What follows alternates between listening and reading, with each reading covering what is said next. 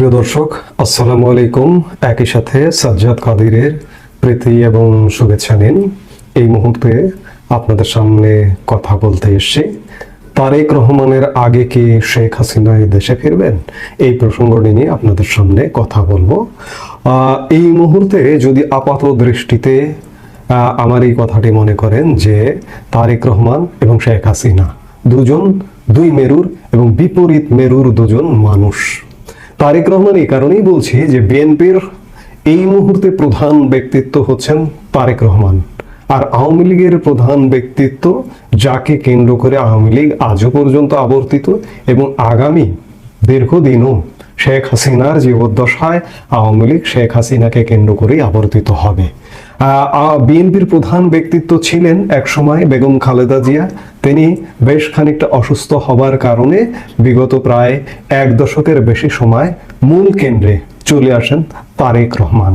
সেই জায়গায় আওয়ামী লীগ সরকারের পতন হবার সাথে সাথে বাংলাদেশের মানুষ এবং এমনকি বিএনপি নেতাকর্মীরাও প্রত্যাশা করেছিল যে তারেক রহমান খুব শীঘ্রই দেশে ফিরবেন এবং সাথে সাথেই দেশে ফিরবেন, এমনটাও মনে করা হয়েছিল।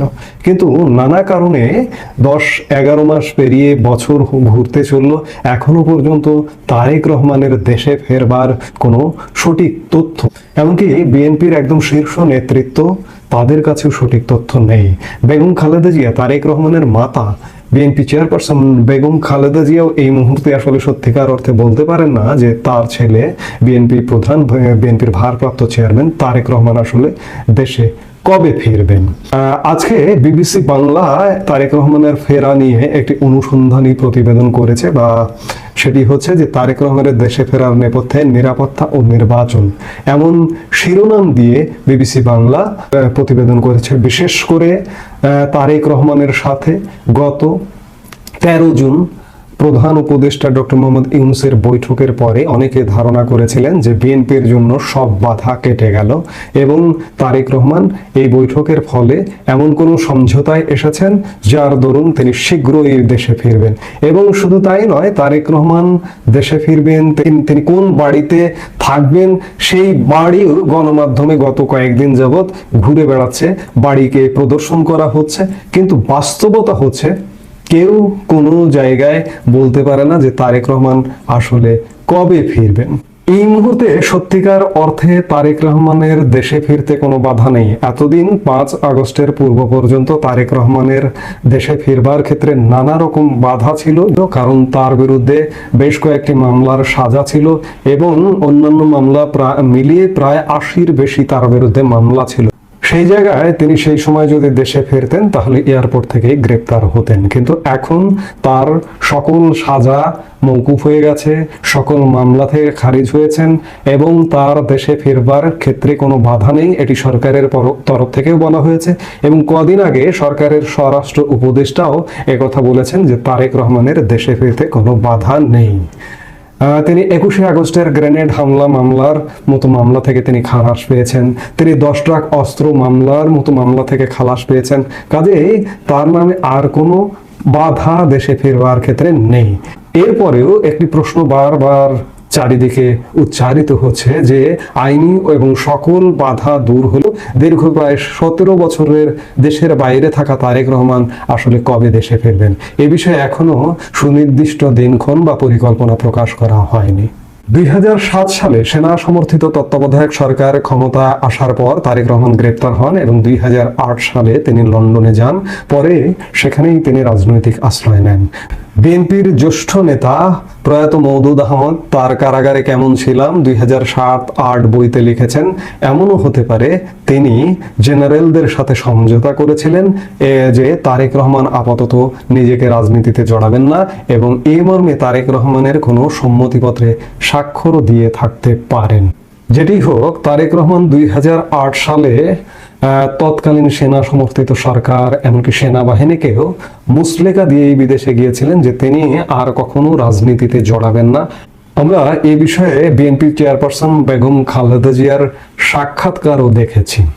সেটি যাই হোক, যে তারেক রহমান দেশে ফিরছেন না বা আদৌ কবে ফিরছেন এটি খানিকটা অনিশ্চিত। এখনো তার ফিরবার ব্যাপারে কোনো সিগন্যাল নেই। আমরা কদিন আগেও ভেবেছিলাম ডক্টর মোহাম্মদ ইউনূসের সঙ্গে তারেক রহমান যখন বৈঠক করলেন, ভেবেছিলাম যে তিনি 1 মাস বা 2 মাসের মধ্যেই দেশে ফিরবেন, কিন্তু সেই সব ধারণাকে মিথ্যা প্রমাণ করে এখন পর্যন্ত দেশের রাজনৈতিক প্রেক্ষাপট, নিরাপত্তা ইস্যু যে কোনোভাবেই বলা যায় এটি যে তারেক রহমান আদেও আসলে কবে দেশে ফিরবেন সেটি এক প্রকার অনিশ্চিত।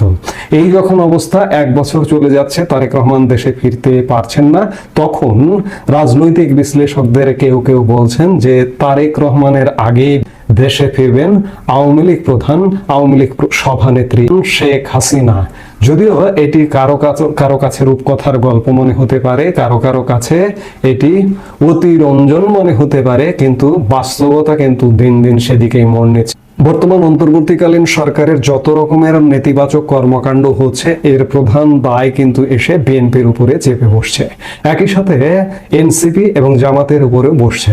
অর্থাৎ যে কোনো একটা রাজনৈতিক দল বা রাজনৈতিক সরকার ব্যর্থ হলে রাজনৈতিক দলের সরকার থাকে, সেই সরকার এবং দলের উপর বর্তায়। ইতিমধ্যে বাংলাদেশের মানুষ কিন্তু 1 বছরের শাসন দেখে ফেলল, এবং এই দেখে ফেলবার এই সরকারটির নেপথ্য রাজনৈতিক দল কি, যারা যারা এই সরকারটিকে সমর্থন দিচ্ছে বা দেবে তারাই নেপথ্য রাজনৈতিক শক্তি বা নেপথ্য রাজনৈতিক দল।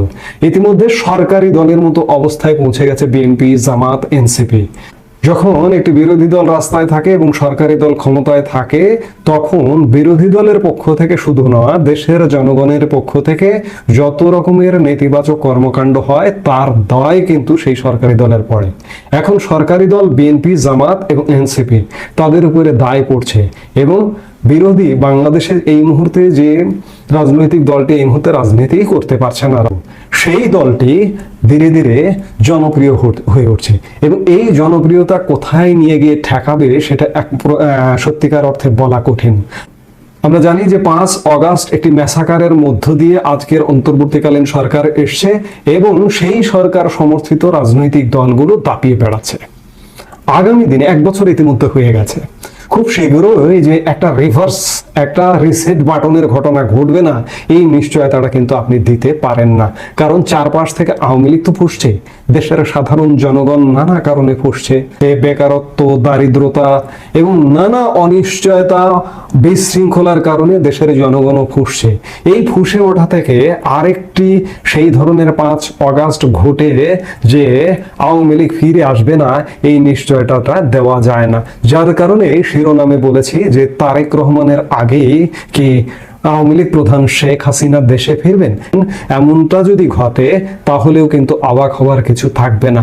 5 অগাস্ট যে এমন একটি ঘটনা ঘটবে আমরা কি কেউ ভেবেছিলাম? আমরা অবাক হয়েছিলাম, আমাদের বিস্ময় জেগেছিল। আজকে বাংলাদেশের পরিস্থিতি এমনটাই যে আজকে কথা বলছি, আগামী 1 মাস পর কি ঘটবে এই মুহূর্তে প্রেডিকশন করাটাও কিন্তু খুব কঠিন ব্যাপার হয়ে দাঁড়িয়েছে। ঠিক এবছর অগাস্টে যদি আরেকটি ঘটনা ঘটে যায়, সেক্ষেত্রেও অবাক হওয়ার কোনো কারণ ঘটবে না যে তারেক রহমানের আগে শেখ হাসিনা দেশে ফিরছেন। এই মুহূর্তে পর্যন্তই, সবাই ভালো থাকুন, সুস্থ থাকুন।